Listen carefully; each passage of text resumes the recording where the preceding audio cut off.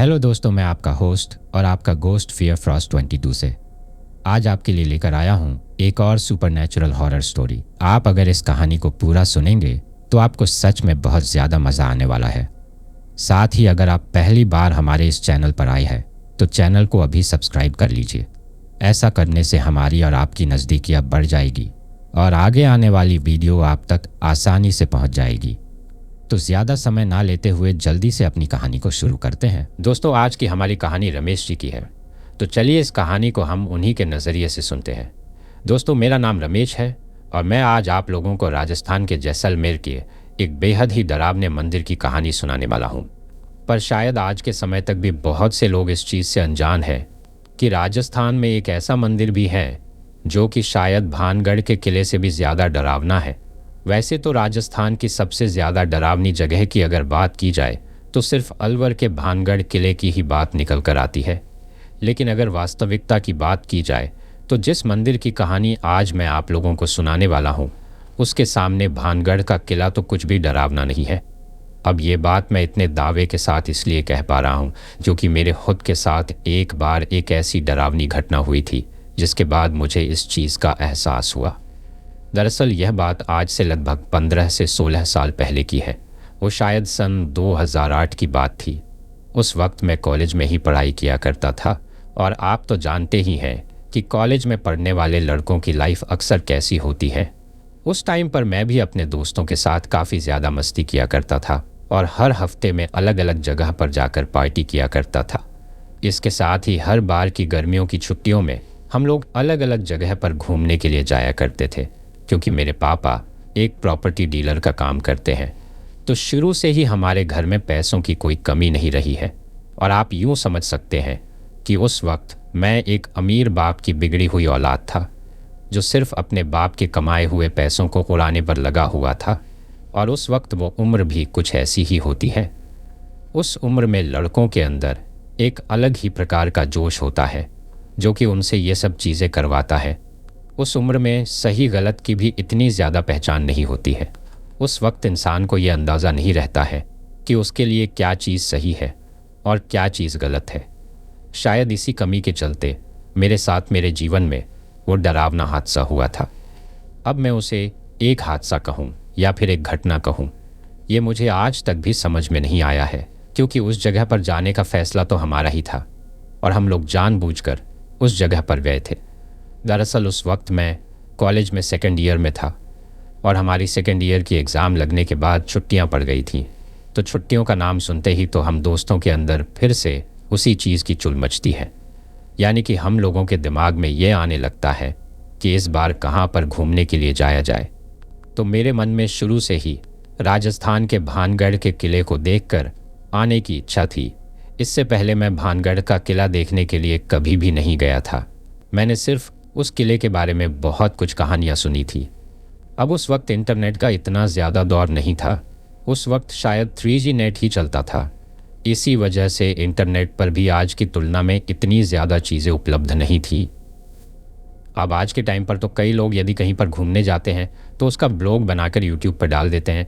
उस वक्त हम लोग घूमने के लिए तो बहुत ज़्यादा जाया करते थे, लेकिन हम लोगों को उस वक्त इन चीज़ों का इतना ज़्यादा नॉलेज नहीं था, इसीलिए हम लोग सिर्फ घूम कर ही आ जाते थे। अब एक दिन जैसे ही हम लोग मंडली बनाकर बैठे हुए थे तो मेरे साथ मेरे 4-5 दोस्त और भी थे। तो मैं उन लोगों से कहता हूँ कि यार मुझे इस बार राजस्थान का भानगढ़ का किला देख कर आना है क्योंकि मैंने उस किले के बारे में बहुत कुछ सुना है। मैंने सुना है कि वो किला काफ़ी ज़्यादा भूतिया है और वहाँ पर रात के वक्त जाने वाला इंसान तो ज़िंदा वापस लौट कर ही नहीं आता है। जब मेरे एक दोस्त ने मेरे मुँह से ये बात सुनी तो उसने मुझे कहा कि अगर तुझे कोई भूतिया जगह ही देखनी है तो फिर मैं तुझे एक जगह के बारे में बताता हूँ, हम लोगों को उस जगह पर चलना चाहिए। उसने मुझे बताया कि राजस्थान के जैसलमेर में एक भूतेश्वर महादेव का मंदिर है और उस मंदिर के बारे में कहा जाता है कि वो मंदिर भूतों का गढ़ है। यानी कि वहाँ पर भानगढ़ से भी ज़्यादा डरावनी चीज़ें इंसान को महसूस होती है। अब आज के टाइम पर तो इंटरनेट इतना ज़्यादा आ गया है तो हो सकता है कि आपने इससे पहले भी उस मंदिर के बारे में बहुत कुछ सुना होगा या फिर देखा होगा, लेकिन उस वक्त ऐसा कुछ भी नहीं था। उस वक्त सिर्फ ऐसी जगहों के बारे में लोगों के मुंह से कहानियां ही सुनी जाती थीं। तो जब मेरे उस दोस्त ने मुझे उस मंदिर के बारे में बताया तो मेरे अंदर उस चीज़ को जानने की और भी ज़्यादा इच्छा जागृत हो जाती है। और फिर हम सभी लोग तय करते हैं कि हम पहले तो सीधा भूतेश्वर महादेव का मंदिर देखने के लिए जाएंगे और फिर उसके बाद वापस आते टाइम लौटते वक्त भानगढ़ का किला देख कर आएंगे। अब उस वक्त हम सभी दोस्तों के पास बाइक हुआ करती थी और हम जहाँ कहीं भी घूमने के लिए जाते थे तो हम हमारी बाइक से ही घूमने के लिए जाया करते थे। उस वक्त हम 4 दोस्त इस घूमने की ट्रिप के लिए तैयार हो जाते हैं और हम लोग 2 बाइक लेकर राजस्थान घूमने के लिए जाने वाले थे। अब हम सिर्फ 4 दोस्त ही इसलिए तैयार हुए क्योंकि हम लोगों ने उस ट्रिप को काफ़ी ज़्यादा लंबा बनाया था। यानी कि हम लोगों ने ये तय किया था कि हम पूरे 1 महीने तक उस तरफ घूम कर आएंगे। यानी कि आते और जाते वक्त रास्ते में जो भी चीज़ या जो भी जगह घूमने और देखने के लायक होगी हम उस जगह पर आराम से रुकेंगे और उस जगह को पूरा देखते हुए आएंगे। इसीलिए हम लोगों ने इस ट्रिप को 1 महीने का प्लान किया था। यानी कि हम लोग पूरे 1 महीने तक घूमने के लिए जाने वाले थे। अब 1 महीने का नाम सुनते ही हमारे जो 2-4 दोस्त थे उन लोगों ने इस चीज़ के लिए मना कर दिया था कि वो लोग इतने लंबे समय तक कहीं पर भी घूमने के लिए नहीं जा सकते। अगर किसी जगह पर 4-5 दिन के लिए चलना है तो बताओ। तो हम लोगों ने उन्हें कह दिया था कि हम लोग तो पूरे 1 महीने के लिए जाने वाले हैं, अगर तुम्हें चलना है तो चलो। अब हम चारों दोस्त हिमाचल प्रदेश से 2 बाइक पर राजस्थान के उस मंदिर को देखने के लिए निकल पड़े थे। रास्ते में आते वक्त भी हम लोगों ने बहुत सी ऐसी चीज़ों को देखा और उन जगहों पर घूमा जिनके बारे में कई कहानियाँ लोगों के मुंह से कही जाती थी, लेकिन उनमें से किसी भी एक भी जगह पर हम लोगों को ना ही तो थोड़ा बहुत डर का एहसास हुआ और ना ही हमारे साथ कोई ऐसी घटना हुई जिसकी वजह से हम लोगों को ऐसा लगे कि यहाँ पर कुछ गलत है जो हम लोगों को नुकसान पहुँचा सकता है। लेकिन जब हम लोग भूतेश्वर महादेव के मंदिर में गए तो वहाँ पर हमारे साथ कुछ ऐसा हुआ जिसके होने के बाद मेरी ज़िंदगी आज के वक्त उस एक घटना की वजह से पूरी की पूरी बदल गई है। दरअसल जिस दिन हम लोग जैसलमेर के उस भूतेश्वर महादेव मंदिर में पहुँचे थे उस दिन हमको वहाँ पर पहुँचते पहुँचते लगभग शाम हो गई थी और वह जो मंदिर है वो रिहायशी इलाके से लगभग 80 किलोमीटर दूर है। यानी कि उस मंदिर के चारों तरफ 80 किलोमीटर के एरिया में कुछ भी नहीं है, सिर्फ बेआबान रेगिस्तान और जंगल है। आज के टाइम पर ज़रूर उस मंदिर से शायद 25 से 30 किलोमीटर की दूरी पर 1-2 होटल बने हुए हैं जिन पर उस तरफ घूमने के लिए जाने वाले टूरिस्ट रुकते हैं। लेकिन उस वक्त वहाँ पर ना ही तो कोई होटल बनी हुई थी और ना ही कोई ऐसी जगह थी जहाँ पर हम लोग रात के वक्त रुक सकते थे। अब उस वक्त हम लोग इस चीज़ से बिल्कुल अनजान थे कि इस मंदिर के चारों तरफ इतनी दूरी तक रात के वक्त ठहरने की कोई भी व्यवस्था नहीं है। हम लोगों ने तो सोचा था कि मिल ही जाएगा कोई 7-8 किलोमीटर की दूरी में, लेकिन उस दिन हमारे साथ कुछ ऐसा हुआ था जो कि सच में कल्पना से भी परे था। दरअसल उस जगह के बारे में कहा जाता है कि वहाँ पर भूतों को उतारने का काम किया जाता है। यानी कि अलग अलग जगह से लोग आते हैं और वहाँ पर भूत उतार कर जाते हैं। मतलब यदि किसी के अंदर किसी बुरी आत्मा का साया हो या फिर किसी बुरी चीज़ ने, किसी आत्मा ने किसी का पीछा कर रखा हो जो किसी इंसान को परेशान करती हो, तो ऐसे इंसान को उसके घर वाले, उसके परिवार वाले उस जगह पर दिन के वक्त लेकर आते हैं। और वहाँ के बारे में ऐसा माना जाता है कि जिस किसी के अंदर भी किसी बुरी आत्मा का साया हो उसके ऊपर से नारियल को 7 बार वार कर उस जगह पर छोड़ आना चाहिए। तो ऐसा करने से उस इंसान के ऊपर जिस किसी भी बुरी आत्मा का साया होता है वह बुरी आत्मा उस इंसान का पीछा छोड़ देती है और वो उसी जगह पर हमेशा हमेशा के लिए रह जाती है। लेकिन किसी भी इंसान को उस जगह से वापस लौटते वक्त, यानी कि उस मंदिर से या फिर उस मंदिर की 4 दीवारी से, और या फिर यूं कहूँ कि उस मंदिर के आसपास के एरिया से निकलते वक्त अपने मुंह से ये नहीं कहना चाहिए कि चलो चलते हैं, या फिर अपने मुंह से ये भी नहीं बोलना चाहिए कि चलो, क्योंकि ऐसा माना जाता है कि ऐसा कहने से वहाँ पर जो भी बुरी आत्माएं या फिर कोई बुरी शक्ति अगल बगल में होती हैं वो आपके साथ होकर आपके घर तक आ जाती है और फिर आपके साथ कुछ भी कर सकती है। इसका कारण ये है कि अलग अलग जगह से लोग आकर अपने अपने अलग अलग प्रकार के भूतों को, या फिर यूं कहूँ कि अलग अलग प्रकार की आत्माओं के साये को वहाँ पर उतरवा कर जाते हैं। वो लोग तो उन आत्माओं के साये को अपने ऊपर से हटवा कर वहाँ से चले जाते हैं। लेकिन वो जो बुरा साया होता है, या फिर यूँ कहूँ कि वो जो बुरी आत्मा होती है, वो उसी जगह पर भटकती रहती है और उसकी तलाश होती है एक ऐसे इंसान के शरीर की जो वहाँ से निकलते वक्त ये बोले कि चलो यहाँ से चलते हैं। तो ऐसा कहते ही वो जो चीज़ होती है वो आपके साथ होकर वहाँ से वापस आ जाती है। इसके साथ ही मैं आप लोगों को एक चीज़ और बता दूं कि वो जो भूतेश्वर महादेव का मंदिर है वो दिखने में एक भगवान शिव के मंदिर के जैसा ही है। यानी कि वहाँ पर एक पुराना सा शिवलिंग है और उस शिवलिंग की बिल्कुल बाकी के मंदिरों की तरह पूजा भी की जाती है। लेकिन उस मंदिर का जो पुजारी होता है वो पुजारी भी सुबह का सूरज निकलने के बाद तो उस मंदिर में आता है, उस मंदिर की पूजा करता है और फिर शाम का सूरज ढलने से पहले ही, दिन के रहते रहते ही उस मंदिर की शाम वाली पूजा करके वहाँ से वापस चला जाता है। इसी वजह शाम ढलने के बाद वहाँ पर आपको कोई भी इंसान दिखाई नहीं देगा। लेकिन जिस वक्त हम लोग वहाँ पर घूमने के लिए गए थे उस वक्त हमको ऐसी चीज़ों के बारे में कोई भी जानकारी नहीं थी। ना ही हम लोगों को इस चीज़ के बारे में पता था कि वहाँ से निकलते वक्त क्या बोलना है और क्या नहीं बोलना है, किस वक्त वहाँ पर जाना है, किस वक्त नहीं जाना है। ऐसी किसी भी चीज़ के बारे में हम लोगों को कोई भी जानकारी नहीं थी।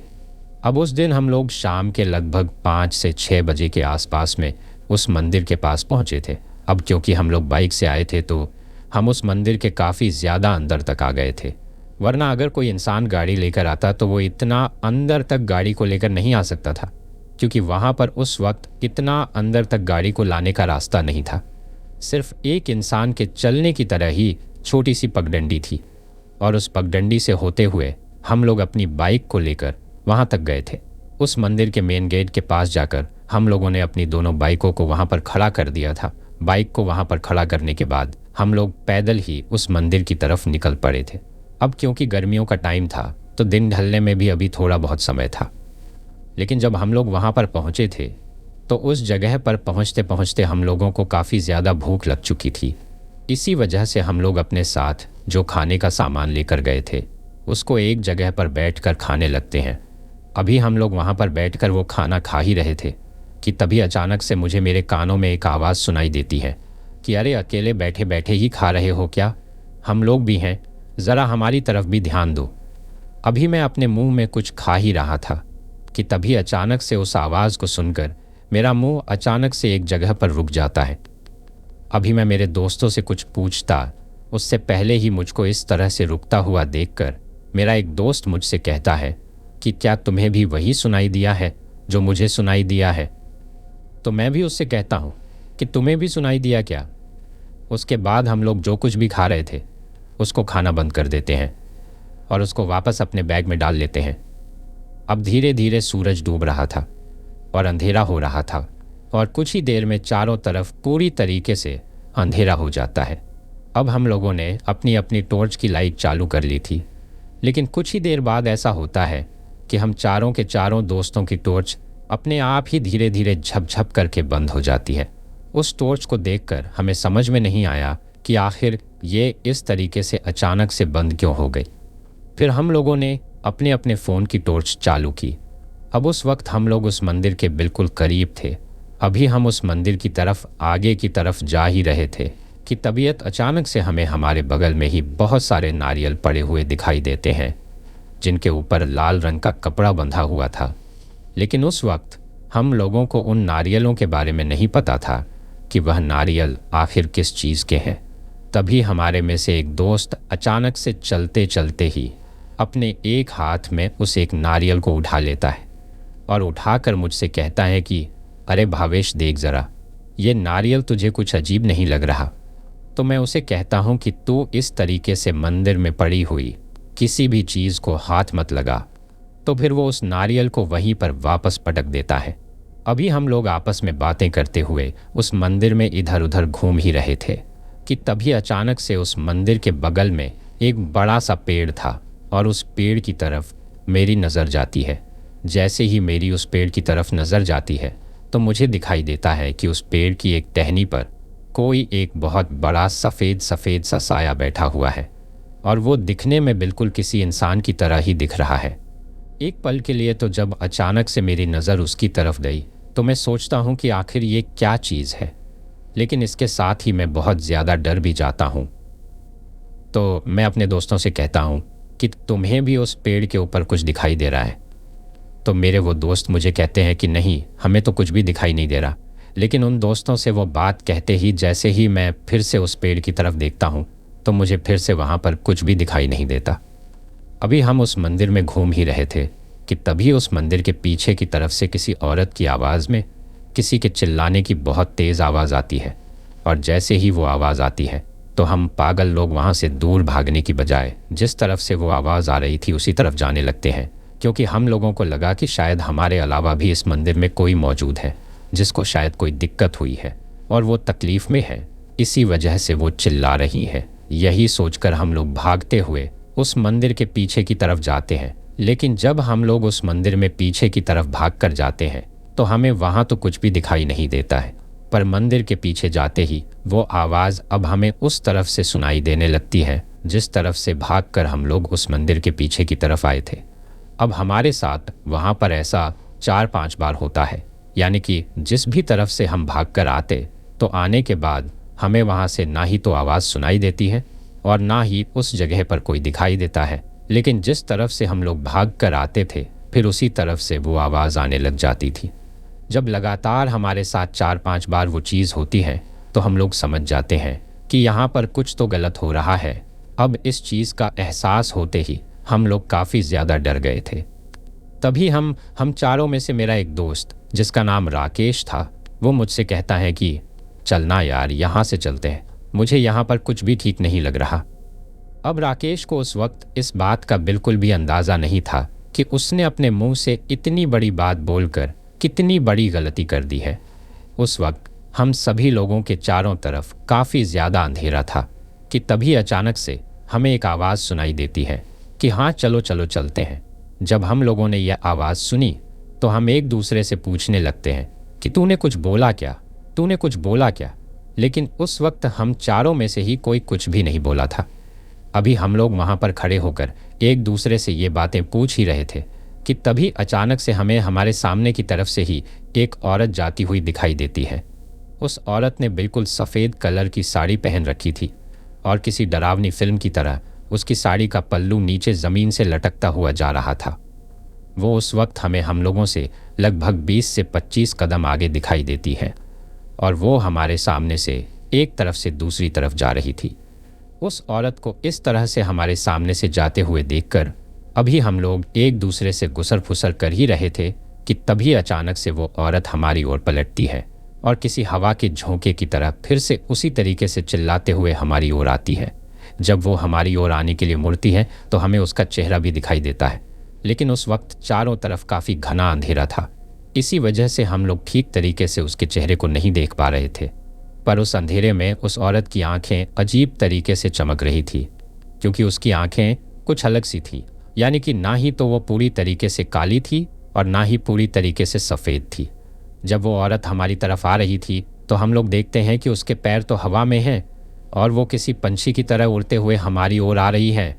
और जब हमारी तरफ आ रही हैं तो ठीक उसी तरीके से चिल्ला रही हैं जिस तरीके से थोड़ी देर पहले हमें वह चिल्लाने की आवाज़ सुनाई दी थी। अब उसको हमारी ओर आता हुआ देखकर हम लोग बहुत ज़्यादा डर जाते हैं और डरकर कोई तो इधर भाग जाता है और कोई उधर भाग जाता है। लेकिन जिस तरफ मैं भागा था तो मेरे साथ उन 3 दोस्तों में से एक दोस्त जिसका नाम संजय था, वो मेरे साथ ही भागा था। अब हम दोनों दूसरी तरफ से होते हुए जितना तेज़ भागकर मेन गेट की तरफ आ सकते थे उतना तेज़ हम लोग दौड़ते हुए मेन गेट की तरफ आ जाते हैं। जब हम लोग मेन गेट के पास में आते हैं तो हमें हमारी बाइक वहीं पर खड़ी हुई दिखाई देती है, लेकिन अब वहाँ पर हम सिर्फ 2 ही लोग पहुँचे थे। वो बाकी के जो 2 लोग थे, जिनमें से एक का नाम तो राकेश था और दूसरे का नाम विक्की था, वो अभी तक भी वहाँ पर नहीं पहुँचे थे। अब हम दोनों अपने अपने मोबाइल फ़ोन निकालते हैं उन लोगों को फ़ोन करने के लिए, लेकिन जैसे ही हम लोग अपने अपने फ़ोन निकालते हैं तो हम लोग देखते हैं कि हमारे फ़ोन की बैटरी भी अचानक से पूरी की पूरी डिस्चार्ज हो चुकी है और दोनों फ़ोन ही बंद हो चुके हैं। अब हम लोगों को समझ में नहीं आ रहा था कि आखिर हम लोग उन लोगों से कांटेक्ट करें तो किस तरीके से करें। अभी हम लोगों को वहाँ पर खड़े हुए काफ़ी ज़्यादा टाइम हो चुका था। हम लोगों का मन तो बिल्कुल भी वहाँ पर रुकने का नहीं कर रहा था, लेकिन हम उन दोनों को लिए बिना वहाँ से आ भी नहीं सकते थे, क्योंकि वो दोनों हमारे जिगरी यार थे। जब हम लोग वहाँ पर खड़े हुए थे तब भी हमें दूर से वही चिल्लाने की आवाज़ सुनाई दे रही थी, लेकिन फिर भी हम लोग अपने दोस्तों की वजह से वहाँ पर रुके हुए थे। मेरे साथ जो मेरा दोस्त संजय था वो तो मुझे बार बार कह रहा था कि यार भावेश चल, यहाँ से चलते हैं, लेकिन मैं उसे कहता हूँ कि यार तू कैसी बातें कर रहा है। उन दोनों के घर वालों से बोलकर हम लोग उनको अपने साथ में लेकर आए हैं। अगर उनको कुछ हो गया तो हम उनके घर वालों को क्या जवाब देंगे। अभी हम लोग वहाँ पर खड़े ही थे कि तभी अचानक से मुझे मेरे कंधे पर किसी के हाथ रखने का एहसास होता है। जैसे ही मुझे मेरे कंधे पर किसी के हाथ रखने का एहसास होता है तो उस एहसास के साथ ही मेरी बुरी तरीके से फट चुकी थी। मुझे ऐसा लगा था कि कहीं वो जो कोई भी थी अब वो हम लोगों के पास आ चुकी है। उस वक्त मेरे पूरे शरीर की हिम्मत अचानक से निकल जाती है और मेरे में इतनी भी हिम्मत नहीं थी कि मैं पीछे की तरफ पलटकर यह देख सकूं कि पीछे कौन है जिसने मेरे कंधे पर हाथ रखा है। लेकिन फिर धीरे धीरे डरते डरते मैं पीछे की तरफ पलटता हूँ। जब मैं पीछे की तरफ देखता हूँ तो मुझे दिखाई देता है कि मेरे वो दोनों दोस्त हमारे बिल्कुल पीछे खड़े हैं। उनको देखकर पहले तो मैं थोड़ा खुश होता हूँ और फिर उनसे पूछता हूँ कि तुम लोग किधर चले गए थे। तो वो हमसे कहते हैं कि हम तो बिल्कुल तुम्हारे पीछे ही थे, बस हमें आने में थोड़ी देर हो गई। तो फिर मेरे साथ पहले से जो मेरा दोस्त संजय था वो उन दोनों से कहता है कि चलो चलो अब फटाफट चलते हैं यहाँ से। तो संजय के मुंह से वह बात सुनते ही वो दोनों कहने लगते हैं कि हाँ चलो, जल्दी चलो, चलो यहाँ से। फिर वहाँ से एक बाइक को तो मैं चलाता हूँ और दूसरी बाइक को संजय चलाता है। और वो जो दोनों दोस्त थे जो बाद में वहाँ पर आए थे वो एक एक करके हम दोनों की बाइकों पर बैठ जाते हैं। उसके बाद मैं अपनी बाइक को वहाँ से स्टार्ट करता हूँ और हम दोनों लोग ही बदहवास होकर अपनी बाइक को जितना तेज़ हो सकता था उतना तेज़ वहाँ से भगा रहे थे, क्योंकि हम लोगों को ये चीज़ समझ में आ चुकी थी कि यहाँ पर ज़्यादा देर रुकना अपनी मौत को दावत देने के जैसा है। उस वक्त उस जगह पर वो सब क्या था वो तो हमको बिल्कुल भी समझ में नहीं आया था, लेकिन इससे आगे चलकर हम लोगों के साथ कुछ ऐसा होने वाला था जिसके पीछे की वजह जानने के बाद हमको सारी कहानी समझ में आई थी। पर जब हम लोग वहाँ से अपनी बाइक को लेकर निकले थे तो हम लोगों को वहाँ से निकले हुए काफ़ी ज़्यादा समय हो गया था। लेकिन जब हम रास्ते में वहाँ से आ रहे थे तो बाइक चलाते वक्त मुझे ऐसा महसूस हो रहा था कि जैसे बाइक के ऊपर काफ़ी ज़्यादा दबाव पड़ रहा हो। मतलब वो दबाव कुछ इस तरह का था जैसे बाइक पर पीछे की तरफ कोई 4-5 लोग बैठे हुए हो और चलते वक्त बाइक काफ़ी ज़्यादा पावर ले रही हो। अब मुझे वह चीज़ समझ में नहीं आ रही थी। उस वक्त तो मैं सोचता हूँ कि शायद रास्ता कच्चा है, इसी वजह से बाइक इस तरह की आवाज़ कर रही है। लेकिन इसके साथ ही मैंने एक चीज़ और नोटिस की थी कि दोनों बाइक को मैं और संजय चला रहे थे और हम दोनों के पीछे हमारे वो दो दोस्त जिनमें से एक का नाम राकेश और एक का नाम विक्की था, वो दोनों बैठे हुए थे। मेरे पीछे राकेश बैठा हुआ था, पर जब से वो उस बाइक पर बैठा था तो बार बार लगातार एक ही बात बोले जा रहा था कि चलो जल्दी चलो यहाँ से, हमको यहाँ से बाहर निकाल कर ले चलो। जब वो कई बार ऐसी बात बोलता है तो मैं उसकी इन बातों को समझ नहीं पा रहा था। पहले तो मुझे लगा कि शायद ये बहुत ज़्यादा डरा हुआ है, इसी वजह से इस तरह से बड़बड़ा रहा है। लेकिन इसके साथ ही मुझे वो बाइक वाली बात भी समझ में नहीं आ रही थी कि आखिर ये बाइक इतना ज़्यादा लोड क्यों ले रही है। उसके बाद उस मंदिर से लेकर जिस दिन तक हम लोग हमारे घर हिमाचल नहीं पहुंच गए थे तब तक मैंने एक चीज़ नोटिस की थी कि उन दोनों का यानी कि राकेश और विक्की का बर्ताव कुछ अलग ही था। रास्ते में वापस आते टाइम हम लोगों ने लगभग 7 से 8 होटल पर रुककर खाना खाया था। तो उन होटलों पर रुककर खाना खाते वक्त भी मैंने देखा कि राकेश और विक्की कुछ इस तरीके से खाना खा रहे हैं जैसे कि उन्होंने कई दिनों से कुछ खाया ही ना हो। उनको इस तरह से खाता हुआ देखकर मुझे लगा कि शायद काफ़ी ज़्यादा थकान की वजह से इन्हें भूख लग रही है और इसी वजह से ये इतना ज़्यादा खाना खा रहे हैं। अब आप लोग यूँ समझ लीजिए कि अब तक तो हमारे साथ कुछ भी डरावना नहीं हुआ था, लेकिन इससे आगे जो कुछ भी इस कहानी के अंदर होने वाला है उसको सुनकर आपके रोंगटे खड़े हो जाएंगे। घर पर आने के बाद हमारे साथ उस मंदिर में जो कोई भी घटना हुई थी वो मैंने घर वालों को भी नहीं बताई थी और मैंने मेरे बाकी के सभी दोस्तों को भी अपने घर पर वह बात बताने से मना कर दिया था, क्योंकि मुझे लगा कि अगर हम लोग इस तरह की बात घर वालों को बताएंगे तो फिर इसके बाद वो हम लोगों को कहीं पर भी घूमने के लिए नहीं जाने देंगे। लेकिन मुझको इस बात का ज़रा भी अंदाज़ा नहीं था कि यह काम करके मैं बहुत बड़ी गलती कर रहा हूँ। इसके साथ ही जिस दिन से हम लोग उस मंदिर से हमारे घर पर लौटे थे, उसी दिन से मेरे साथ कुछ अजीब अजीब तरह की घटनाएं होना शुरू हो गई थी। एक रात की बात है, जब मैं अपने कमरे में सो रहा था तो सोते सोते ही अचानक से मुझे अपने कानों में किसी के चीखने की आवाज़ सुनाई देती है। उस वक्त शायद मैं थोड़ा बहुत नींद में था और थोड़ा बहुत जगह हुआ था। जब मुझे मेरे कानों में वह चीखने की आवाज़ सुनाई देती है तो सोते सोते अचानक से मेरी आंख खुलती है और मैं वहीं पर लेटे लेटे ही उस चीज़ को सुनकर उस आवाज़ को याद करने की कोशिश करता हूँ। वो आवाज़ मुझे उस मंदिर में जिस तरीके से उस औरत की चिल्लाने की और चीखने की आवाज़ आ रही थी, उसी आवाज़ से बहुत ज़्यादा मिलती जुलती लग रही थी। फिर मैं गौर से उस आवाज़ को सुनता हूँ और गौर से सुनने पर मुझे इस बात का एहसास हो जाता है कि यह तो शायद वही आवाज़ है, लेकिन फिर भी मैं उस चीज़ को नज़रअंदाज कर देता हूँ। लेकिन इसके साथ ही मेरे साथ और भी बहुत सी चीज़ें होने लगी थी। जब मैं रात के वक्त अपने घर में सोता रहता था तो एक चीज़ बहुत ज़्यादा होती थी, और वो चीज़ सिर्फ मेरे साथ ही नहीं बल्कि मेरे पूरे घर वालों के साथ भी होती थी। रात को सोते वक्त कोई ज़ोर ज़ोर से हमारे घर के दरवाजे को खटखटा था, लेकिन जब हम दरवाजे के पास जाकर देखते थे तो वहाँ पर कोई भी नहीं होता था। इसके अलावा जैसे दिन में मैं कहीं बाहर गया हुआ रहता था और जब वापस अपने घर पर आता था और अपने बेडरूम में जाता था तो मेरे बेडरूम में जो मेरे बेड की बेडशीट थी उसको देखकर ऐसा लगता था कि जैसे इसके ऊपर कोई लेटा है या फिर सोया है, क्योंकि उसमें काफ़ी ज़्यादा सलवटें पड़ी रहती थी। शुरू में तो जब वह चीज़ हुई तो मैंने कई बार मेरे घर वालों से पूछा कि क्या मेरे बेडरूम में कोई सोया था, तो सभी घर वाले मना कर देते हैं कि ना ही तो कोई गेस्ट आया था और ना ही हम लोगों में से कोई तुम्हारे बेडरूम में सोया था। अब एक दिन मेरे साथ बहुत ही भयंकर और डरावना हादसा होता है। दरअसल एक रात को मैं किसी पार्टी से लौटकर अपने कमरे में आता हूँ और अपने कपड़े बदलने के लिए अचानक से मेरे कमरे की जो अलमारी थी उसको खोलता हूँ। पर जैसे ही मैं मेरी अलमारी को खोलता हूँ तो मुझे मेरी अलमारी के अंदर कुछ ऐसा दिखाई देता है जिसको देखकर मेरे मुंह से एक बहुत ज़ोर की चीख निकल गई थी।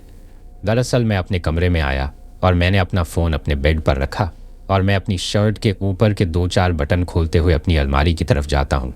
उस वक्त तक मैंने मेरी शर्ट के 3 से 4 बटन खोल दिए थे और अलमारी के पास जाकर मैं अलमारी को अचानक से खोलता हूँ। उस वक्त मुझे अपनी नाइट ड्रेस निकालनी थी, लेकिन जैसे ही मैं अलमारी को खोलता हूँ तो मुझे मेरी अलमारी के अंदर वही औरत बैठी हुई दिखाई देती है जो उस दिन जब हम उस मंदिर में घूमने गए थे तब वहाँ पर दिखाई दी थी। और जैसे ही मैं अलमारी को खोलता हूँ तो अलमारी को खोलते ही मेरी नज़र उसकी तरफ पड़ती है और उसकी नज़र मेरी तरफ पड़ती है, यानी कि हम दोनों की नज़रें मिलती हैं। और जैसे ही मैं उसको देखता हूँ तो मुझे उसका वह डरावना और भयंकर रूप दिखाई देता है। उस वक्त वो इतनी ज़्यादा डरावनी लग रही थी कि उसको देखते ही एक पल के लिए तो मैं बिल्कुल वहीं की वहीं वैसे की वैसे ही खड़ा रह गया था। लेकिन जब वो मेरी तरफ देखकर अचानक से मेरे ऊपर हमला करने के लिए आती हैं तो मेरे मुंह से एक चीख निकल जाती है। जैसे ही मेरे मुंह से चीख निकलती हैं तो वो जो अलमारी के अंदर बैठी हुई थी वो भी चिल्लाते हुए मेरी तरफ हमला करने के लिए अपने दोनों हाथों को बढ़ाती है। पर उस वक्त मैं अचानक से 2 कदम पीछे हो जाता हूँ। इसी वजह से उसके जो हाथ थे उनके लंबे लंबे नाखून ही मेरे सीने पर लग पाते हैं, लेकिन उसने अपने उन नाखूनों से मेरे साने को बुरी तरीके खुरेद दिया था, जिसके निशान आज तक भी मेरे सीने पर बने हुए हैं। लेकिन शायद उस वक्त मेरे बेडरूम के बगल में ही मेरी मम्मी थी, इसी वजह से मेरी चीख सुनते ही वो अचानक से मेरे बेडरूम में आती है और मेरे बेडरूम में आते ही वो मुझे इस तरीके से डरा हुआ और पूरा पसीने में भीगा हुआ देखती है। तो वो मुझसे पूछती हैं कि क्या हुआ, तुम इस तरीके से चिल्लाए क्यों? लेकिन तभी अचानक उनकी नज़र मेरे सीने की तरफ जाती है। उस वक्त मेरे सीने से उस चुड़ैल के जो नाखून लग गए थे वहाँ से काफ़ी ज़्यादा खून निकल रहा था। तो उस खून को निकलता हुआ देखकर मेरी मम्मी बहुत ज़्यादा घबरा जाती हैं। वो मेरे पास आकर पूछती हैं कि ये सब कैसे हुआ। तो मैं उन्हें उस अलमारी की तरफ हाथ से इशारा करके बताने की कोशिश करता हूँ, लेकिन तब मुझे दिखाई देता है कि वो औरत उस अलमारी से गायब है, यानी कि वहाँ पर कोई भी नहीं था। लेकिन उस वक्त मुझे समझ में आ गया था कि मेरे साथ आगे भी कुछ भी हो सकता है। इसी वजह से मैंने घर वालों को वो बात बताना ही ठीक समझा। अभी मैं मेरी मम्मी को वहीं पर खड़ा खड़ा सारी बात बता ही रहा था कि तभी मेरे पापा अपने हाथ में अपना फ़ोन पकड़े हुए ऊपर कमरे की तरफ आते हैं और मेरे बेडरूम में आकर वो पहले तो मुझे पूछते हैं कि क्या हुआ भावेश, तुम इस तरीके से क्यों चिल्लाए। तो मम्मी उनको सारी बात बताती हैं कि जब ये लोग घूमने गए थे तो उनके साथ ऐसा हुआ था। तभी मेरे पापा मुझे कहते हैं कि इसी वजह से शायद आज इतनी बुरी खबर मुझे सुनने को मिली है। जब पापा ने अपने मुंह से ये बात बोली कि इसी वजह से शायद मुझे इतनी बुरी खबर सुनने को मिली है, तो मैं बहुत ज़्यादा हैरान होकर पापा से पूछता हूँ कि क्या हुआ, आप किस बारे में बात कर रहे हैं, कौन सी बुरी खबर मिली है आपको। उस वक्त तक मेरे पापा ने अपने हाथ में अपना मोबाइल पकड़ रखा था। शायद उनके पास किसी का फ़ोन आया था और वो फ़ोन कुछ देर पहले ही कटा था। मेरे पापा मुझे बताते हैं कि तुम्हारे दोस्त राकेश के पापा का फ़ोन था। उन्होंने मुझे बताया कि राकेश ने अपने ही बेडरूम में खुद को फांसी लगा ली है। अब वो हम लोगों के बीच नहीं रहा। इसके साथ ही पापा ने मुझे कहा कि तुम्हारी चीख सुनकर मुझे यही लगा कि तुम्हारे पास भी तुम्हारे किसी दोस्त का फ़ोन आया है और तुमने राकेश के मरने की खबर सुनी है। इसी वजह से शायद तुम इस तरीके से चिल्लाए हो। पर तुम्हारी मम्मी जो बात बता रही हैं वो तो बहुत ही ज़्यादा घबराने वाली बात है। इसके बाद मैं भी पूरी तरीके से जो भी बात हुई थी वो पापा को बताता हूँ, लेकिन पापा के मुंह से राकेश के मरने की बात सुनकर और ख़ुद को फांसी लगाने की बात सुनकर मुझे समझ में आ गया था कि शायद ये सब उस मंदिर में जाकर आने की वजह से ही हुआ है। अब मुझे मेरे एक दोस्त को खोने का बहुत ज़्यादा अफसोस हो रहा था। मेरी मम्मी उसी वक्त मेरी नानी को फ़ोन करती हैं और फ़ोन पर उनको सारी बात बताती हैं। फिर मेरे नाना जी मेरी मम्मी से कहते हैं कि तुम आज की आज ही भावेश को लेकर अपने गांव आ जाओ, हम लोग यहीं पर अपने गांव में जो हनुमान जी का मंदिर है वहाँ पर इसका इलाज करवाएंगे। दरअसल मेरे ननिहाल में जो हनुमान जी का मंदिर था वो काफ़ी जाना पहचाना मंदिर था और उसके जो पंडित जी थे उनके पास कई प्रकार की सिद्धियाँ थी। यानी कि वो सिर्फ नाम के पंडित जी नहीं थे बल्कि वो ऐसी कई चीज़ों का इलाज भी किया करते थे।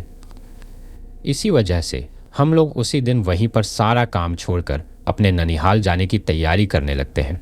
अभी हम लोग अपने घर से निकल ही रहे थे कि तभी मेरे पास संजय का फ़ोन आता है और वो मुझे बताता है कि अभी कुछ ही देर पहले एक रोड एक्सीडेंट में विक्की की मौत हो गई है और वो भी हम लोगों को हमेशा हमेशा के लिए छोड़कर चला गया है। अब संजय के मुंह से यह खबर सुनकर मैं बहुत ज़्यादा घबरा जाता हूँ और मैं वहीं पर थर थर काँपने लगता हूँ। तो मेरे मम्मी पापा मुझसे पूछते हैं कि क्या हुआ, तो मैं उनको बताता हूँ कि विक्की का एक एक्सीडेंट हो गया है जिसमें विक्की हमेशा हमेशा के लिए हम लोगों को छोड़कर चला गया है। मेरी मम्मी ये बात सुनते ही और भी ज़्यादा डर गई थी। वो मुझसे कह रही थी कि हो ना हो ये सब कुछ उसी वजह से हो रहा है। अब उनको मेरी और भी ज़्यादा चिंता होने लगी थी। उसके बाद हम लोग हमारे घर की जो कार थी उसमें बैठते हैं और मेरे ननिहाल की तरफ जाने लगते हैं। जब हम लोग मेरे नाना नानी के साथ मेरे नानी के गांव के उस हनुमान जी के मंदिर में गए और वहाँ के पंडित जी को हम लोगों ने सारी बात बताई, तो उस मंदिर का नाम सुनते ही उन पंडित जी ने सबसे पहले मुझे यही बात पूछी कि वहाँ से निकलते वक्त तुमने ये बात अपने मुंह से बोली थी क्या कि चलो यहाँ से चलते हैं, या फिर ऐसा कुछ भी। तो मैं उन पंडित जी से कहता हूँ कि शायद हो सकता है कि हमने बोली हो, पर मुझे ठीक तरीके से याद नहीं। वो पंडित जी हम लोगों से कहते हैं कि इसके साथ असल में हुआ क्या है इसका पता हम लोगों को तभी चलेगा कि जब हम लोग हवन करेंगे। फिर वो पंडित जी हम लोगों से कहते हैं कि जो वो हवन करना है वो रात के वक्त होगा। इसी वजह से या तो आप इस वक्त अपने घर पर चले जाइए या फिर मंदिर में यहीं पर रुक जाइए। तो मेरे नाना नानी हम लोगों से कहते हैं कि हम लोगों को यही मंदिर में ही रुक जाना चाहिए, क्योंकि घर जाने के बाद पता नहीं हमारे साथ कोई ऐसी अनहोनी हो जाए जिसकी वजह से हम दोबारा से मंदिर में आ ही ना पाए। क्योंकि मेरी नानी ने उस वक्त मुझसे कहा कि ऐसी चीज़ जो होती है वो पूरी कोशिश करती है कि हम ऐसी किसी भी जगह पर ना पहुंच पाए जिसकी वजह से उनका हम लोगों से पीछा छूटे। तो उस दिन हम लोग पूरे दिन उस मंदिर में वहीं पर बैठे रहते हैं और वहाँ पर बैठे बैठे मैं जो कहानी हम लोगों के साथ वहाँ उस मंदिर में हुई थी वो सारी कहानी मेरे नाना नानी को भी विस्तार से बताता हूँ। और ऐसे बातें करते करते ही वक्त निकल जाता है। फिर रात हो जाती है। रात के लगभग 11 बजे पंडित जी ने हवन करना शुरू किया था और 12 बजने के बाद उन्होंने मुझे भी उस हवन के सामने बिठा लिया था। जब उन्होंने मुझे उस हवन के सामने बिठाया तो हवन के सामने बिठाते ही उन्होंने मेरे हाथ में एक नींबू दिया और मुझे कहा कि इस नींबू को अपनी मुट्ठी में जितना ज़्यादा हो सके उतना ज़्यादा दबा कर रखो। इसके साथ ही उन्होंने मुझे यह भी कहा था कि यह नींबू जब तक मैं ना कहूँ तब तक तुम्हारे हाथ से नहीं छूटना चाहिए, चाहे कुछ भी हो जाए। फिर उस नींबू को मेरे हाथ में पकड़कर वह पंडित जी अपने कुछ मंत्र पढ़ने लगते हैं और हवन प्रक्रिया शुरू करते हैं। उस वक्त चारों तरफ मेरे अलावा मेरे बाकी के घर वाले भी बैठे हुए थे और नाना नानी भी बैठे हुए थे। लेकिन उस वक्त जब मैंने उस नींबू को अपने हाथ में पकड़ रखा था तो उस नींबू को हाथ में पकड़े हुए मुझे ऐसा एहसास हो रहा था कि जैसे उस नींबू के अंदर कोई हलचल हो रही हो, जैसे कि उस नींबू के अंदर कुछ हो जो उस नींबू को फाड़कर बाहर की तरफ आना चाहता हो। उस वक्त उस नींबू को जब मैंने पकड़ रखा था तो मेरे उस हाथ में काफ़ी ज़्यादा गुदगुदी हो रही थी। मुझे बार बार ऐसा एहसास हो रहा था कि मैं इस नींबू को अपने हाथ से छोड़ दूं और अपने हाथ में हो रही गुदगुदी या फिर खुजली हो शांत करूं। लेकिन क्योंकि पंडित जी ने मुझे कह दिया था कि किसी भी कीमत पर मुझे यह नींबू नहीं छोड़ना है, फिर जब पंडित जी ने मुझे अपने मुट्ठी को खोलने के लिए कहा तो मुट्ठी को खोलते ही जब मैं और मेरे साथ बाकी के घर वाले उस नींबू को देखते हैं तो वो सब काफ़ी ज़्यादा डर जाते हैं, क्योंकि लगभग 15 से 20 मिनट के अंदर ही उस नींबू का रंग पूरी तरीके से काला हो चुका था। उस नींबू को देखकर ऐसा लग रहा था कि जैसे इसको किसी आग में बुरी तरीके से जला दिया गया हो।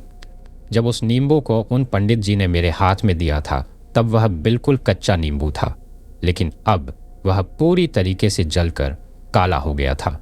उस चीज़ को देखते ही पंडित जी कहते हैं कि तुम्हारे पीछे एक बहुत बड़ा साया पड़ा हुआ है और वो उस वक्त से पड़ा हुआ है जब तुम उस भूतेश्वर महादेव के मंदिर में घूमने के लिए गए थे।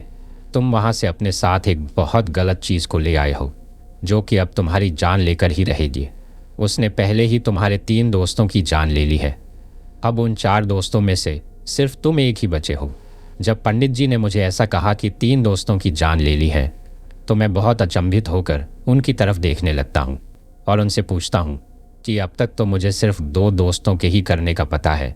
तो पंडित जी मुझे कहते हैं कि तीसरे का भी पता जल्दी ही चल जाएगा। उनकी ये बात सुनकर मुझे अब संजय की चिंता होने लगी थी कि कहीं संजय को कुछ ना हो जाए। फिर पंडित जी हम लोगों को बताते हैं कि उस मंदिर में बहुत सी पुरानी भटकती हुई आत्माएं वहाँ पर रहती हैं। उस दिन तुम्हारे वो 2 दोस्तों वहीं पर मर चुके थे, लेकिन उनके रूप में जिनको तुम अपनी बाइक पर बिठा कर लाए थे वो तुम्हारे दोस्त नहीं थे, बल्कि वो वहीं की भटकती शैतानी आत्माएं थी जो कि तुम्हारे दोस्तों के शरीर के अंदर जाकर उनके ही रूप में तुम्हारे साथ तुम्हारे घर तक आ गई है और अब वो बुरी तरीके से तुम्हारी जान लेने के लिए तुम्हारे पीछे पड़ी हुई है। फिर मेरे नाना नानी पंडित जी के आगे हाथ जोड़ने लगते हैं कि आप किसी भी तरीके से उन चीज़ों से इसका पीछा छुड़वाओ। तो पंडित जी कहते हैं कि मैं उन चीज़ों से इसका पीछा नहीं छुड़वा सकता।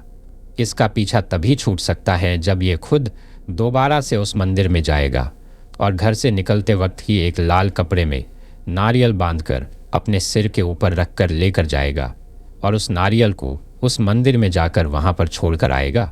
लेकिन वहाँ से आने के बाद एक चीज़ का ध्यान रखना कि वहाँ से आते वक्त कोई भी आदमी अपने मुंह से ये बात मत बोलना कि चलो चलते हैं यहाँ से, या फिर ऐसा कुछ भी, क्योंकि अगर तुमने फिर से ये चीज़ बोली तो वो चीज़ दोबारा से तुम्हारे साथ आ जाएगी। लेकिन फिर मेरे पापा उन पंडित जी से कहते हैं कि आप चाहे कितनी भी दक्षिण ले लेना, लेकिन आप हमारे साथ उस मंदिर में चलो, क्योंकि हम लोगों की अकेले इतनी दूर उस मंदिर में जाने की बिल्कुल भी हिम्मत नहीं है। फिर मेरे नाना नानी के काफ़ी ज़्यादा आग्रह करने पर और मेरे मम्मी पापा कहने पर वो पंडित जी हमारे साथ उस मंदिर में जाते हैं और फिर हम वहाँ पर कुछ वैसा ही कर आते हैं। लेकिन वापस रास्ते में आते वक्त मेरे पास फ़ोन आता है कि मेरा जो दोस्त संजय था उसकी अपने ही घर पर मौत हो गई है, और जिस तरीके से उसकी मौत होने का पता मुझे चला था वो काफ़ी ज़्यादा डरावना था। दरअसल मुझे पता चला कि संजय के ऊपर अपने ही घर का लोहे का गेट टूटकर गिर गया है और गिरते वक्त उस गेट के जो नुकीले सीढ़ियाँ थे वो उसके शरीर के आर पार हो गए हैं। किसी वजह से उसकी वहीं पर मौत हो गई है। अब उसके घर वालों को भी यह चीज़ समझ में नहीं आ रही थी कि एक नए नए घर में लगा हुआ गेट जो कि बिल्कुल भी जर्जर हालत में नहीं था, वो अचानक से टूटकर कैसे गिर सकता है, और उसी वक्त क्यों गिरा जब संजय उस गेट के आसपास में था। लेकिन मेरा तो उन पंडित जी की वजह से उन चीज़ों से पीछा शायद छूट गया था, और आज तक तो मैं ठीक हूँ, लेकिन आगे का पता नहीं। तो मैं आप लोगों से भी कहना चाहता हूँ कि अगर आप में से भी कोई उस जैसलमेर वाले भूतेश्वर मंदिर में घूमने के लिए जाता है, तो गलती से भी वहाँ से वापस आते वक्त ये बात मत बोल देना कि चलो यहाँ से चलते हैं। इसके साथ ही जाओ तो दिन के वक्त ही जाकर आ जाना, रात के वक्त वहाँ पर रुकने की बिल्कुल भी गलती मत करना। तो दोस्तों, ये थी हमारी आज की कहानी। कैसी लगी आपको ये कहानी? कमेंट करके ज़रूर बताइएगा, और अगर आपको ये कहानी पसंद आई हो तो इसे प्लीज़ लाइक ज़रूर कर दीजिएगा। मेरे चैनल में इसी तरह की कई और दिलचस्प कहानियाँ हैं, उन्हें भी ज़रूर सुनिएगा। और अगर आपने अभी तक चैनल को सब्सक्राइब नहीं किया है तो प्लीज़ चैनल को सब्सक्राइब ज़रूर कर लीजिएगा। आपका ये छोटा सा सहयोग हमें आपके लिए ऐसी ही कहानियाँ लाने के लिए प्रोत्साहित करता है। तो दोस्तों, फिर मिलते हैं नेक्स्ट फ्राइडे को एक नई हॉरर कहानी के साथ। तब तक के लिए take care and stay tuned only at fear frost 22।